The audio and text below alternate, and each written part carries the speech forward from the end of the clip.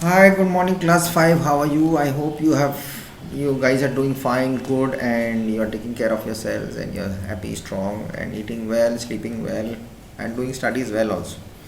So, you must have received the natural disasters and all. I had sent you the question answers and I had explained everything to you, and I had told you so you can do it yourself, and that is great. So, we were halfway through this heritage of architecture, and we had done some parts, I guess. I had explained it to you, like what are actually um, in class 4 you must have gone through your cultural heritage, what is all about actually, what is going through it and how things happen, and what actually we are going through and how we are facing issues and what all we have in with us. So there are numerous heritage buildings, as I've told you, tombs, forts, palaces. As we come to know our cultural history of baolis or stepwells, temples, churches in our country, and each of them have a story of their own selves. Okay, so what happens is the people who built them, when and why was it built, in different materials, what were they used, and the purpose of which why they were built. There are so many important things hidden in this treasure. Okay, it's all history. So let's go on a treasure hunt and see what we get. On this map on page 83, we see this what are the places all were built and all. I had told you that I'm not able to see because of my eyes, I can't read very small alphabets. But anyways, uh, it's really nice, not an issue. We'll go through it. We were with that architecture. India is a vast country and each part has its own architectural heritage. I had told you about Shalimar Bagh, Nishat Bagh, Shalimar Nagar, about the with terraces and all, and the 12 zodiac signs are there in it. I had done that. Then we had done the Qutub Minar, we did the Hauz Khas, the Red Fort, and then we have the Taj Mahal also. So with the Taj Mahal, we get to know the main information that that's one of the seven wonders of the world. I had said it was built by Shah Jahan in the memory of his wife Mumtaz. So Mumtaz Mahal it is called. So it is made of white marble and is most popular with tourists around the world over. It is constructed over a period of 22 years. Completed in 1648 CE, it is considered to be the finest piece of Mughal architecture, combining Persian, Turkish, and Indian architectural styles. The tomb is surrounded by four minarets, each more than 40-meter tall. At Sikandra near Agra lies Akbar's tomb.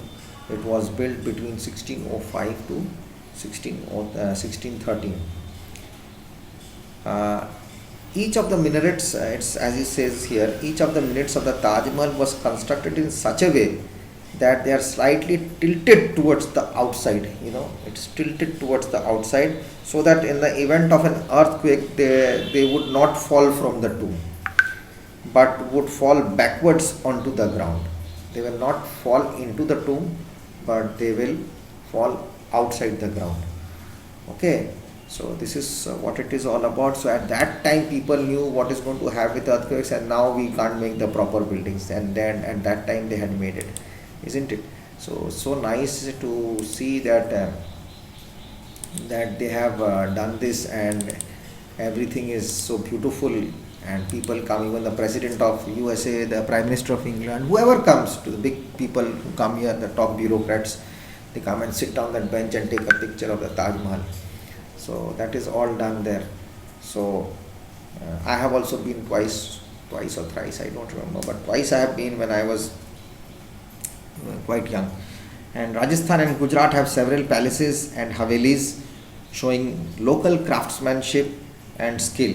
The Mandu Fort and the Gwalior Fort in Madhya Pradesh and the Shivneri Fort in Maharashtra are also well known for their architecture. The Mandu Fort encloses a large number of palaces such as the Jahaz Mahal, the Hindola Mahal, the ornamental canals, ornamental canals, baths, mosques, and other buildings. It's a wonderful piece of Afghan architecture. Okay, the Mandu Fort in Madhya Pradesh, and the Gwalior Fort was built by Raja Mansingh Tomar of the Tomar dynasty in the 15th century CE. It had the reputation of being one of the strongest forts of India. It stands on an isolated rock and contains a number of historical buildings. There are several temples, a mosque, and a white Gurdwara inside the fort. The Gurdwara is well maintained even now by the Punjabis. The Shivneri Fort, it's in Maharashtra, located near Junar in Maharashtra. It is the birthplace of Shivaji, who was born in 1627 CE and who founded the Maratha Empire. The fort has 7 huge gates, which one has to cross to enter that fort. 7 main gates. Right in the middle of the fort, there is a small water pond known as the Badami Talav. Near the pond is a statue of Jijabai with her son Shivaji, Shivaji's mother and himself. There is a temple situated near the Shivneri Fort, dedicated to the goddess of Shivani.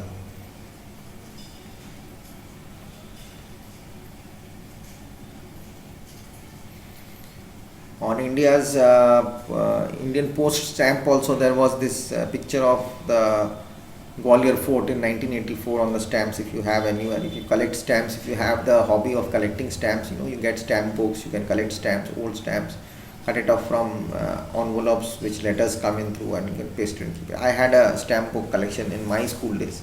I was a huge stamp collector. I used to pay money to get stamps. I used to go and buy stamps also from the post office. It's a nice thing, writing diaries, collecting stamps, then leaves, the scrapbook for leaves. I used to collect leaves, then I used to collect butterflies also. I used to pin them on the board, and whatnot I have done. Temples in India are famous for beautiful carvings depicting God and goddesses, animals, people, and stories and situations. In South India, the architecture of ancient Indian temples showcases the country's rich culture of art. These temples, some of which date back to more than 1700 years, display intricate carvings and sculptures. How people build these temples so beautiful. One of them is the Meenakshi temple in Madurai in Tamil Nadu, and the best example is the Dravidian. Tamil Nadu is the best example of Dravidian architecture. It is dedicated to Lord Shiva and Goddess Parvati, the Meenakshi temple. The temple has a stunning architecture and houses 12 magnificent gopurams or towers that are elaborately sculpted and painted. These are the towers. You can see the gopuram of the Meenakshi temple. And the Sun temple of Konark is obviously, I have been there also, to Puri. While going to Puri, you have to go to Konark. It's a Sun temple in Odisha. It's another magnificent work of architecture. The temple is built in the form of a chariot of the sun god, and it is heavily decorated with stone carvings. The entire complex was designed in the form of a huge chariot drawn by 7 spirited horses on 12 pairs of exquisitely, the spelling, what is it? Exquisitely. 12 pairs of exquisitely decorated wheels around the temple, all around the temple, and there are various floral and geometric patterns. So when the sun falls on the Sun temple, these wheels, there's one wheel which shows the timing also.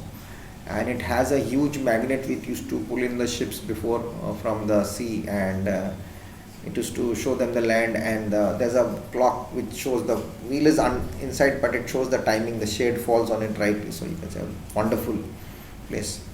Now we have the Buddhist monuments. We'll come back to Bihar, and we have Bodh Gaya. Buddhist of monuments such as the stupas in Sanchi and Sarnath were made by Emperor Ashoka. The stupa at Sanchi has 4 gateways called the Toranas, which have carvings of the Buddha in different stages of his life and his teachings. and this is shown through symbols such as the lotus representing his birth, the banyan tree showing his enlightenment, however he sat and he thought and he got his enlightenment, how he got his wisdom, the wheel showing his teachings, and the footprint or throne highlighting his presence.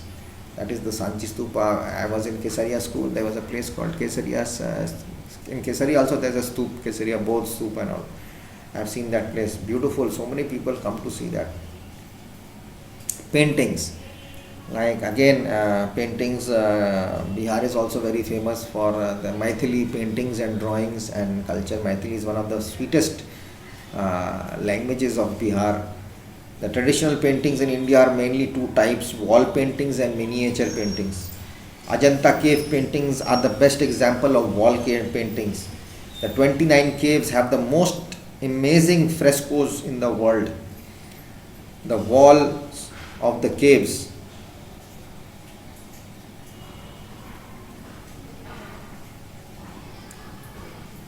the walls of the caves are full of colorful paintings depicting the life and teachings of Buddha.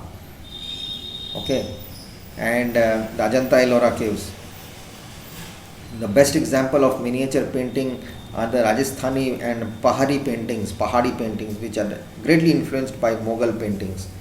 We can get to know a lot about the lives of the people of those periods from these paintings. Also, the cave paintings at Bhimbetka, that is about when people were there, the early human people, Madhya Pradesh side, some of which date back to more than 30,000 years, depict the life of the people living on those times. Natural dyes and colors were used in these paintings as well as Ajanta cave paintings. These colors were used so that they become a part of the surface and would not peel off and decay easily. I'll come back in the next video and I'll tell you about the artifacts. Okay, just a second, I'll be back.